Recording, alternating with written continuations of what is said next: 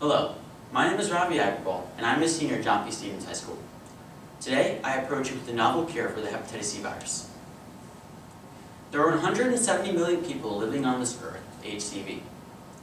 Of those 170 million people, 350,000 people will die because of advanced liver diseases that come about because of HCV, like cirrhosis, liver failure, and liver cancer. However, the financial burdens of having HCV are staggering. Dr. Ravi of Merck & Co. estimates the lifetime burden of medication and treatment for HCV for a person is $64,000 to $110,000.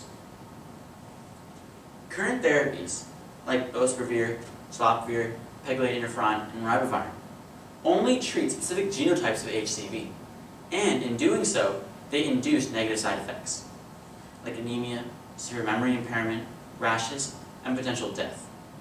There is an obvious unmet medical need to treat those with all genotypes of HCV at the lowest expense of side effects and cost. The goal of our study was to understand the effects of a set of saponin glycosides in the presence of HCV. Saponins are a class of chemical compounds derived from plant extract. Of the tested compounds, one compound, called saponin, or QBS for short, was deemed the best inhibitor. The other tested saponin glycosides were unable to inhibit HCV replication at extremely high concentrations, whereas QBS was able to inhibit all genotypes, primary and even mutant resistant, in low concentrations. Assays were done to understand the cellular toxicity QBS might induce, and we found that QBS did not induce any significant toxicity in vitro, and is therefore harmless in cell culture. Other additional studies showed that QBS was soluble in normal human serum, which is a medium for drug transport in our body, and that when it comes in contact with these mediums, it does not decrease in potency. Also, multiple administrations of QBS, similar to taking a drug several times, maybe once a day, increases the potency of QBS and increases the inhibition of HCV propagation.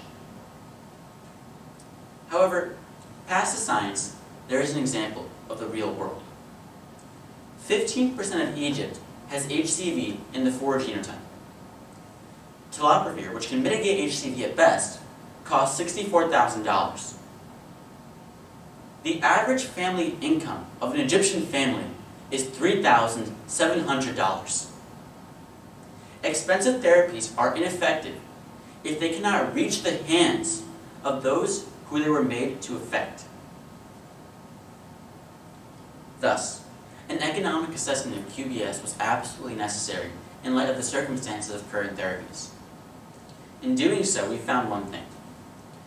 Calculating the daily dosage, the predicted human dosage, which is 600 milligrams daily to 700 milligrams daily, for 48 weeks, amounted to a total treatment cost of $210 to $420. QBS is affordable. But why do you need it?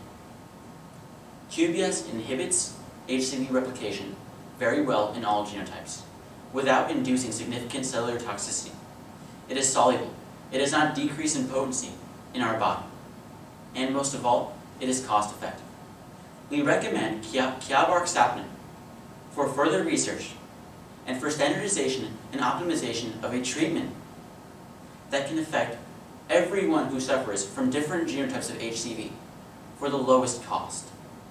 We thank, and I thank, all my mentors and people who believe or don't believe in QBS, but who have HCV, because you have inspired me to go through with my study.